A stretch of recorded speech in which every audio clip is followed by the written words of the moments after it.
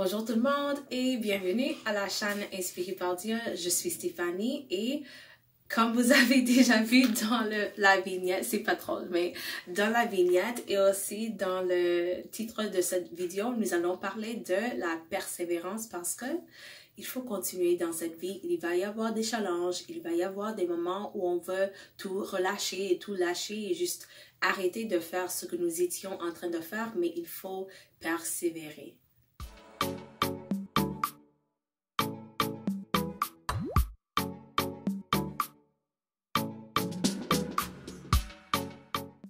Et si c'est la première fois que vous êtes ici en train de regarder un de mes vidéos, je vous souhaite la bienvenue. Et si vous êtes de retour, merci beaucoup pour être ici avec moi. Pour tout commencer, j'ai une histoire que j'aimerais partager concernant la persévérance et ce qui arrive quand on continue. C'est ça le sujet de toute cette vidéo. Continuez. Ne lâchez pas la bonne chose que vous êtes en train de faire. Continuez. Alors, à l'histoire. Je l'ai sur mon téléphone. Alors, il était une fois un homme qui planta une graine de bambou dans le sol. Il l'arrosait tous les jours et il veillait à ce qu'elle soit bien exposée au soleil.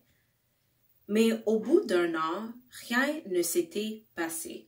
365 journées, rien ne s'est passé. Pas de pousses, pas de fruits, pas de branches, rien. L'homme n'a pas abandonné pour autant. Il a continué à l'arroser, à le soigner et à être patient. Année après année, il continuait à l'entretenir quotidiennement, chaque journée, lundi, mardi, mercredi, jeudi, toutes les journées de la semaine. Toujours aucun signe de croissance. Au bout de 5 ans. Au bout de 5 ans, l'homme commença à se décourager. Si c'était moi, en fait, on continue. Mais au bout de 5 ans, il a commencé à se décourager. Mais il n'a pas abandonné. Il continua à s'occuper de la graine. Puis, la 6e année, une chose incroyable s'est produite. Le bambou s'est soudain mis à pousser, atteignant plus de 80 pieds de haut en seulement 6 semaines. 80 pieds de haut en 6 semaines. L'homme était stupéfié. Que s'était-il passé? Le bambou avait-il poussé depuis le début? Oui. Pendant toutes ces années où il semblait ne rien se passer, le bambou poussait des racines profondes, se préparant à devenir grand. L'histoire du bambou nous enseigne la persévérance. Parfois, nous avons l'impression de ne pas progresser. C'est vrai, ça peut y arriver, mais Dieu travaille peut-être dans les coulisses, nous renforçant d'une manière que nous ne pouvons pas encore voir. Avec de la patience et de la persévérance, la percée se fera. Il n'a pas abandonné le petit grain qu'il a planté il y a 6 ans. Il a continué. Chaque journée, quotidiennement, il était là. Et c'est le sujet pour cette vidéo.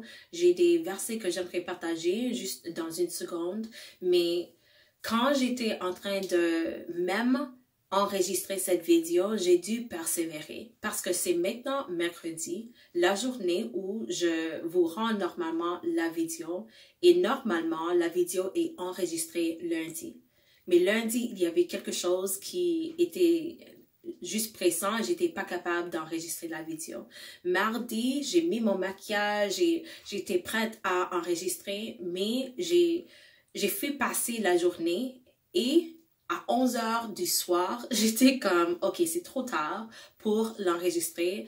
Je vais essayer, persévérer avec cette vidéo et j'aimerais juste essayer encore de nouveau demain. Et c'est pour ça que je suis ici le mercredi en train d'enregistrer le vidéo. Et c'est seulement un petit exemple, mais même dans l'histoire que nous avons juste entendue, ou j'ai juste présenté, l'homme était là pendant 6 ans. 6 ans, c'est un long temps de ne rien voir. Et je sais que je suis en train de parler à quelqu'un et il y a quelque chose que vous êtes en train de faire depuis 1 an, depuis 2 ans, depuis 3 ans, depuis 4 ans, 5 ans, 6 ans. Et comme l'homme, vous devenez découragé, mais la parole de Dieu pour nous aujourd'hui est de ne pas lâcher, de ne pas abandonner le projet que nous sommes en train de soigner. C'est probable et c'est possible que Dieu est juste en train de nous fortifier et de faire certain que nos racines sont assez fortes pour soutenir un arbre qui est de 80 pouces dans le ciel. Ce n'est pas un petit arbre, ça. Donc, la fondation est nécessaire pour soutenir un arbre qui est aussi grand que ça. Et j'ai toujours entendu, j'ai jamais été en construction, mais j'ai toujours entendu que pour les bâtiments qui sont vraiment, vraiment hauts, au niveau que le bâtiment est haut, la fondation doit être aussi profonde. Ça se peut que le niveau auquel Dieu veut t'élargir et veut te promouvoir, tu as besoin d'avoir une fondation qui est aussi profonde pour te soutenir à cette place-là. Au niveau que Dieu veut te bénir dans ton mariage, il faut que toi, tu as la caractère, toi la personnalité, toi la patience, toi la communication, toutes ces choses-là qui forment la fondation pour que ce mariage ne tombe pas. Alors, c'est toujours quelque chose, c'est pour notre bénéfice que Dieu nous fait attendre parfois. Et dans ces moments, c'est nécessaire, c'est à nous de persévérer même quand c'est difficile. Et comme d'habitude, j'ai des versets que j'aimerais partager. Et en premier, Galates 6, verset 9. Je ne peux pas vous dire combien de temps les personnes m'ont donné ce verset au cours des années du passé. Comme plusieurs personnes, plusieurs années, toujours j'entends ce verset et je partage ce verset avec vous une fois de plus parce que je sais déjà que j'ai déjà apporté ça à cette chaîne. Galates 6, verset 9. Ne nous lassons pas de faire le bien, car nous moissonnerons au temps convenable si nous ne relâchons pas. Et je sais, ce n'est pas toujours fun, ce n'est pas toujours quelque chose qui est vraiment excitant d'attendre, mais le temps convenable est déterminé par Dieu. Ce n'est pas déterminé par les autres personnes. C'est pas déterminé par nos parents. C'est pas déterminé par nos maris ou nos femmes. Ce n'est pas déterminé par nous, les humains. Le temps convenable pour le récolte est déterminé par Dieu. Comme l'homme dans l'histoire, c'est à nous de soigner avec de la fidélité ce que Dieu nous a donné à faire jusqu'à ce que c'est le temps convenable pour la saison de la moissonnerie. Je crois que c'est ça. Je crois. OK? Le deuxième verset, c'est Jacques 1, verset 2 à 4. Mes frères, regardez comme un sujet de joie complète les diverses épreuves auxquelles vous pouvez être exposés, sachant que l'épreuve de votre foi produit la patience. Mais il faut que la patience accomplisse parfaitement son œuvre afin que vous soyez parfaits en accompli sans faillir rien. Il y a tellement qu'on peut regarder dans ces 3 versets. Le fait de temps en temps, nous avons besoin d'attendre, ça devrait être regardé comme quelque chose de joie.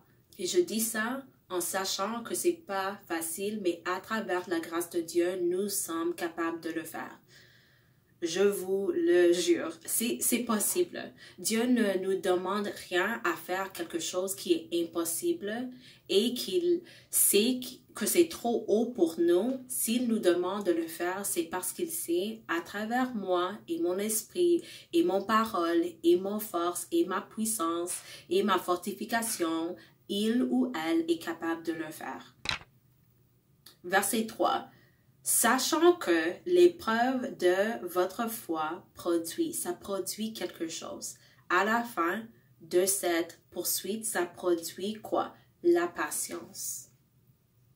Puisque, par exemple, j'avais eu besoin d'attendre 5 ans pour quelque chose, maintenant, quand je le reçois, j'ai dû développer mon patience pour juste endurer tous ces 5 ans avant que je l'ai reçu.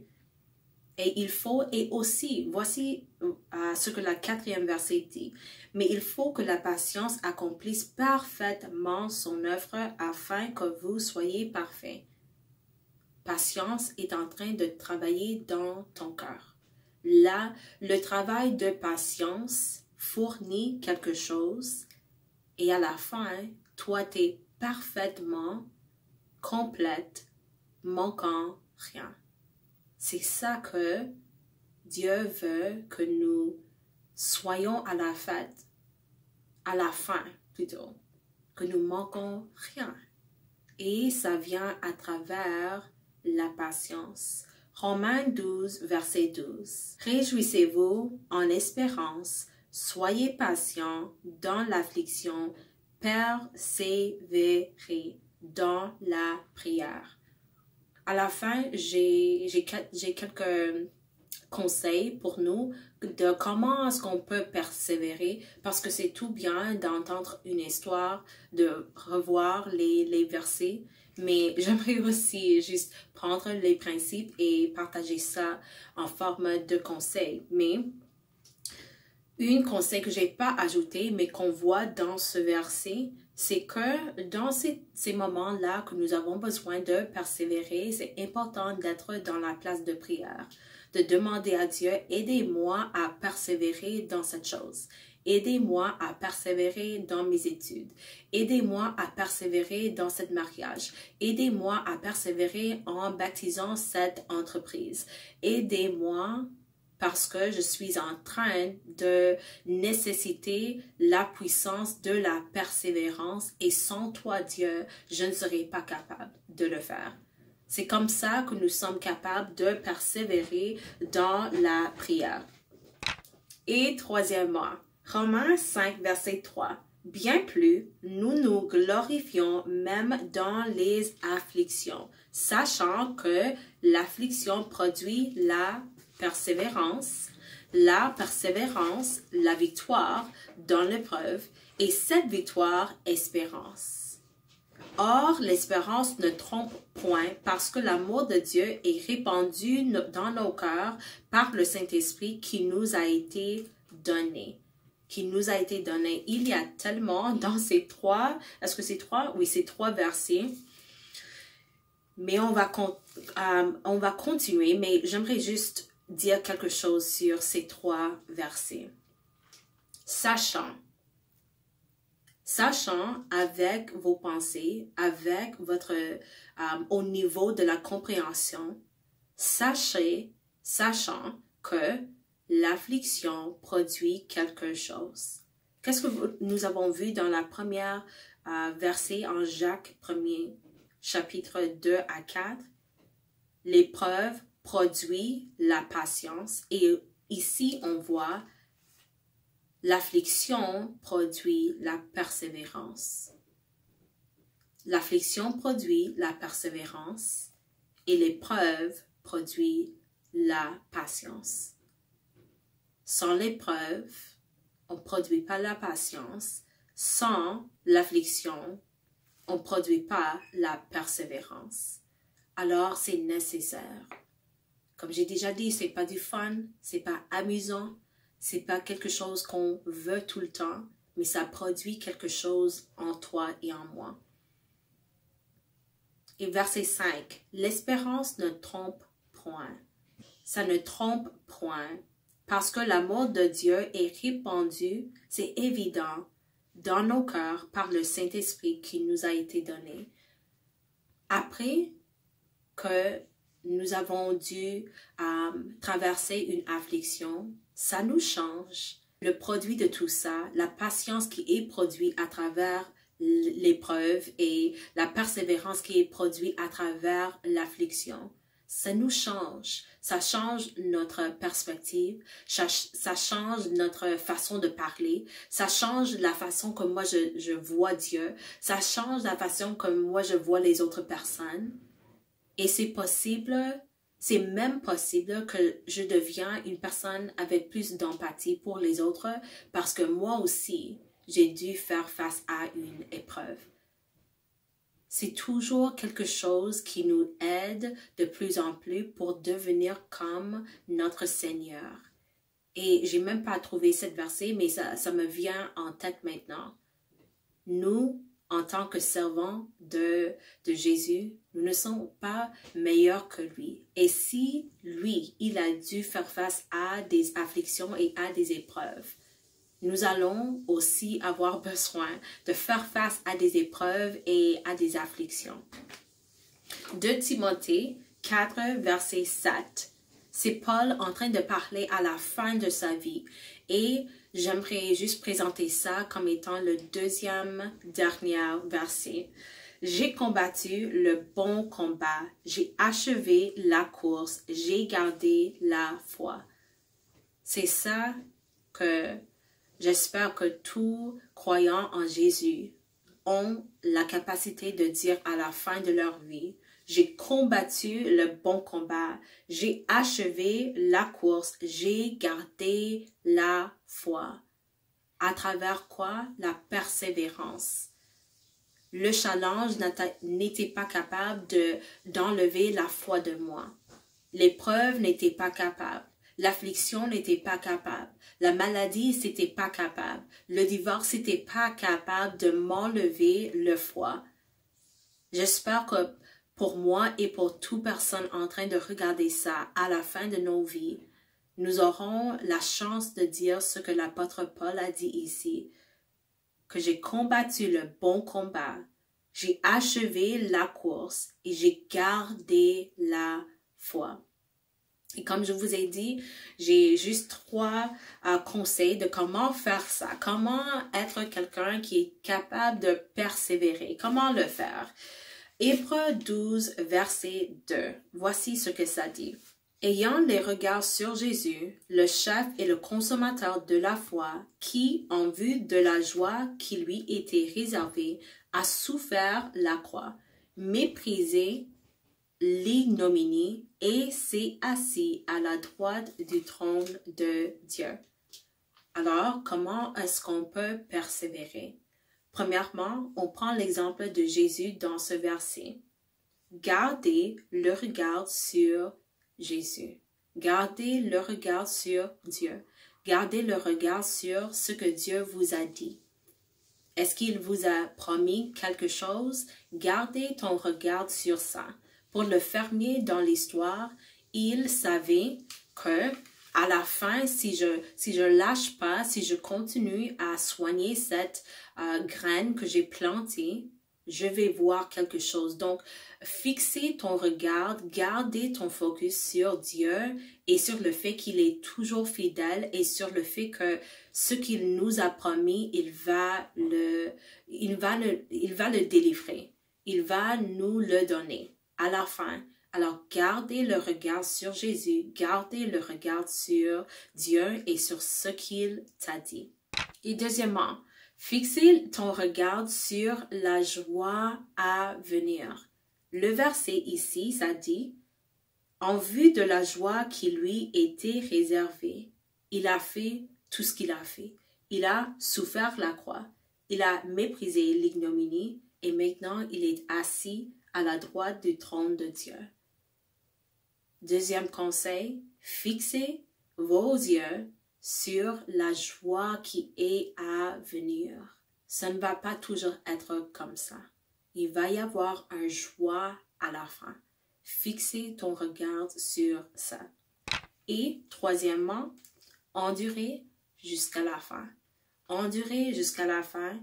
Si nécessaire, juste mépriser la honte. Comme honnêtement fait ce que Dieu a fait, Jésus a fait dans ce verset. Hébreux 12, verset 2.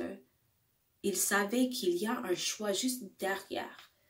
Vous n'êtes pas capable de voir mon setup aujourd'hui, mais je suis en train de me tenir debout. J'ai mon cellulaire, un cellulaire que je suis en train d'utiliser pour enregistrer cette vidéo. J'ai un lumière juste derrière ça, mais comme le lumière que je suis en train de regarder maintenant, c'est comme la joie qui est juste à l'autre côté de la caméra.